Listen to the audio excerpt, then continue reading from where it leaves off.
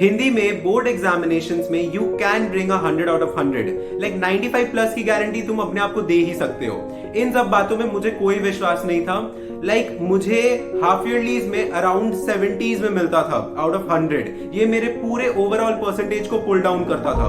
मुझे नफरत था ये सब्जेक्ट में, बट देन कुछ स्ट्रैटेजीज अपनाए, अपने मिस्टेक्स को सुधारे, and then I got a 97 out of 100 in my class 10 board examination. हम लोग के वक्त 99 हाईएस्ट था, एंड यार तुम भी ला सकते हो।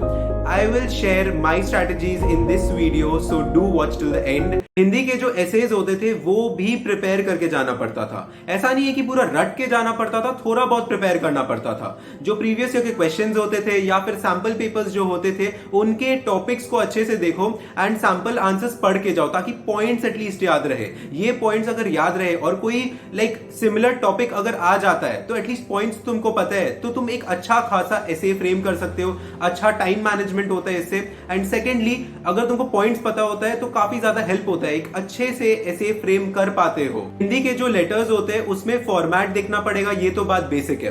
एंड और एक बात कि अगर कोई ऐसा वर्ड एग्जामिनेशन हॉल में लिखना हो जिसका स्पेलिंग के बारे में तुम अनश्योर हो, तुमको ठीक से पता नहीं कि वो स्पेलिंग सही है कि गलत, तो वो यूज मत करो, ना एसे में ना लेटर में, कहीं पे भी नहीं। ऐसा वर्ड ड्रॉप कर दो जिसका स्पेलिंग नहीं आता हो, बेकार में झंझट नहीं लेना है। हिंदी में मुझे एवरेज मार्क्स आते थे, तो पूरा व्याकरण में लर्न करके गया था before board examination. And literature में स्टोरी हो या पोएम, आंसर्स लर्न कर लेते थे। लाइन बाय लाइन नहीं लर्न करना पड़ता था, सिर्फ पॉइंट्स याद रखना पड़ता था। एंड वो वर्ड्स जो थोड़े डिफिकल्ट होते थे, स्पेलिंग डिफिकल्ट होता था, उसे लिख लेके प्रैक्टिस कर लेता था।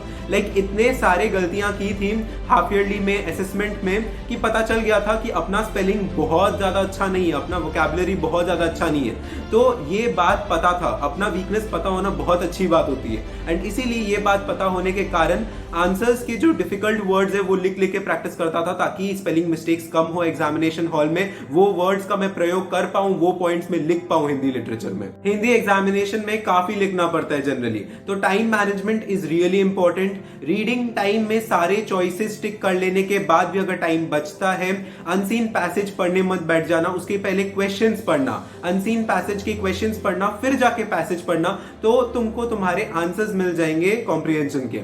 एंड उसके बाद एक और जो सबसे ज्यादा इंपॉर्टेंट बात है, एटलीस्ट मेरे लिए था, दैट वाज हिंदी ग्रामर से शुरू करना है, लिटरेचर से नहीं, क्योंकि लिटरेचर का आंसर रटा रटाया हुआ होता है, बट हिंदी ग्रामर वही होता है जहां पे सोचना पड़ता है, जहां पे पॉइंट्स के बारे में सिर ठोकना पड़ता है। सो इसीलिए हिंदी ग्रामर से शुरू करो एंड फिर जाओ हिंदी लिटरेचर में। And lastly, previous year questions practice करके जाना, उससे काफी ज्यादा कॉमन आता है, तो पूरा का पूरा क्वेश्चन पेपर्स प्रैक्टिस करके जाना प्रीवियस ईयर का।